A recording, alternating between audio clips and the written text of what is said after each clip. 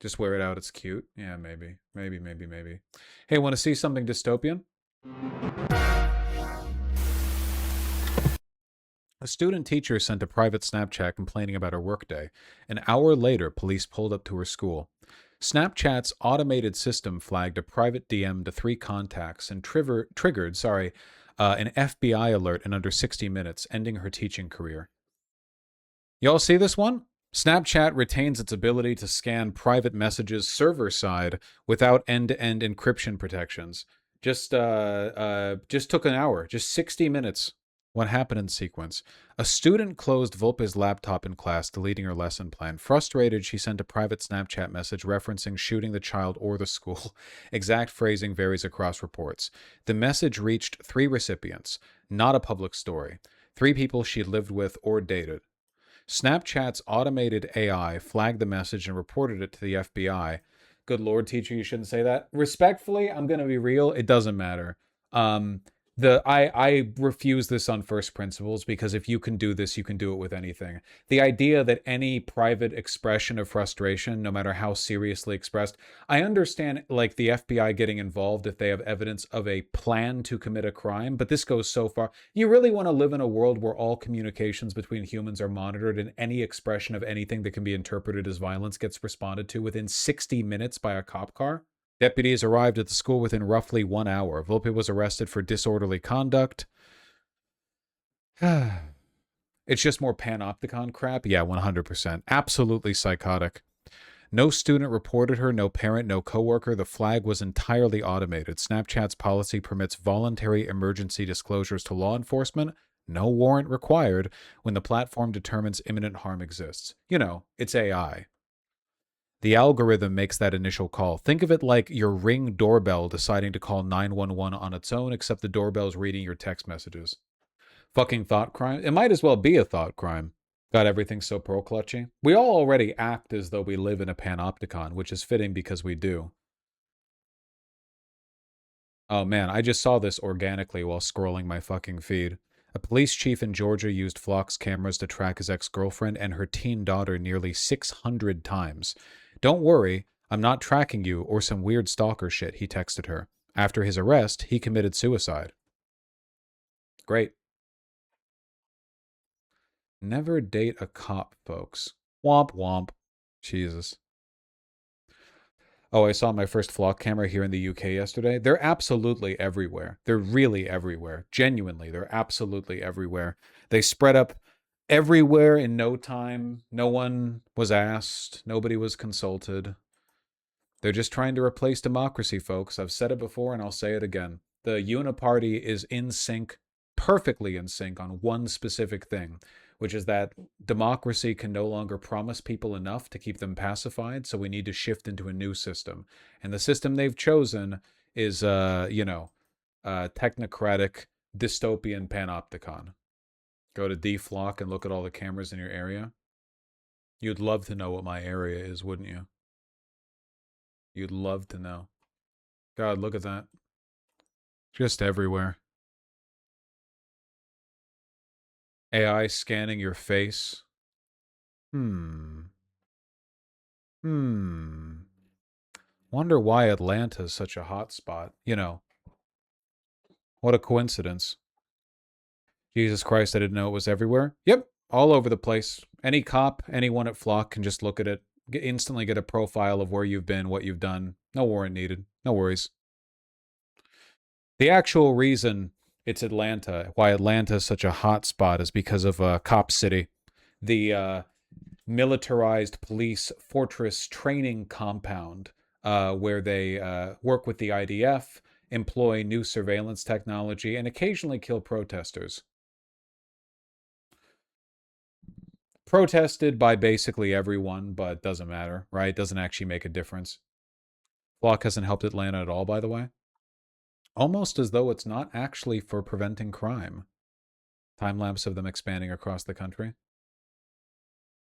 This is over the course of a single year, isn't it? Yeah, this starts at the beginning of 2025. Look at that. Like data centers, they just spring up on their own. When capital wants something, they don't have to go through the regular the ordinary process of review, public consultation. It just spreads. Flot caught training police to lobby city governments. Yeah. Oh, they buy everyone and everything. Flock works with cops because cops want to be able to use Flock. So the cops go to their city councilors and mayor and say, hey, we need Flock to combat crime. Everyone pockets a little check, and then Flock cameras get installed. Easy peasy. No public review. No one cares. Doesn't even matter. You see, Flock is reinstalling cameras in cities that cancel their contracts and refusing to take them down or turn them off. Of course. Why would they stop? It's not like you can stop them. In August 2025, the state of Illinois said Flock violated state law. That same month, an Illinois city canceled its contract, citing this issue. Now conflict is rising within the city. Despite the termination, Flock reinstalled cameras in the city. Your government is powerless against capital. State government, city government, doesn't matter. How long do you think it'll take for them to officially get rid of the Constitution? Officially? They don't have to do it officially. Flock reinstalled all 19 cameras in Evanston without city authorization after previously removing them following a contract termination in August. The city issued a cease and desist order on Tuesday demanding removal. Look at this. Some reinstalled cameras were different standard models lacking solar panels and drawing power from city electrical grids. Just taking it right off the grid. Who cares? Fantastic. It's like a parasite. The bourgeoisie? I agree completely. Unironically, in China, this kind of stuff gets CEOs disappeared. Well, I mean, you wouldn't have this kind of corporate, like state corporation disagreement in China necessarily because the state is like openly in line with the surveillance goals of their, private companies conducting surveillance. Whereas in the United States, we still have nominally a democracy. It just doesn't really matter. Functionally, Flock is a state agency. It's an arm of the state. Certainly, it acts with all the authority of a state. They don't seem to fear legislation that much. Flock camera on a bike path? Well, they're everywhere. They're absolutely everywhere. Can you briefly describe why flock cameras are bad just so I can have the words to describe it to others?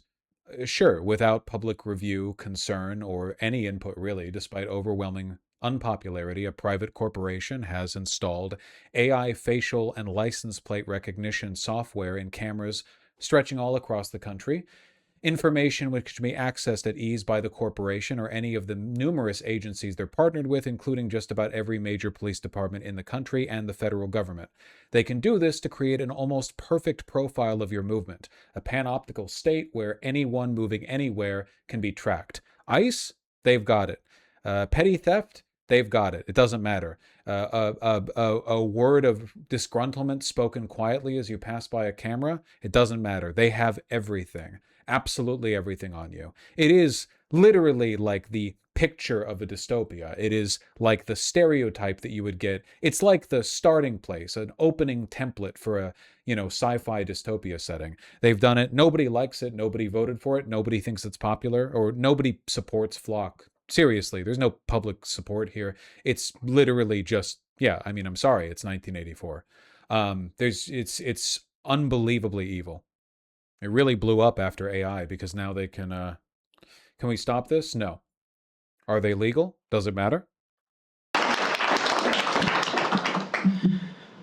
Daniel Hartman. The tech is also starting to read heart rates and facial expressions in order to judge your mental and emotional state for various purposes. Yeah, didn't the Trump administration recently admit or announce that they're trying to do some like Majority Report cybercrime shit? I live in Ward 2 in Fridley. I've not been a resident of Fridley for as long as many of you, but like many of you, I came here to build a life, a future with my family. It's caused me to think a lot about the future, about the world we will be building for our... Yeah, here. Documents show the FBI seeking AI tools to flag Americans before they act, as the terror watch list's focus moves towards domestic dissent. Yes, pre-crime AI policing. That's the term they're using. What happens if this AI is affected by a virus and runs amok? That's not a real thing. Now you're borrowing from another sci-fi premise, but this one's not actually happening. Would be cool if it did. You know, like in a sci-fi book kind of way. Do you think this will be used against political activism anytime soon? It already has been. The FBI has been compiling an enormous registry of data on the behavior of every politically notable person in the well, everyone really.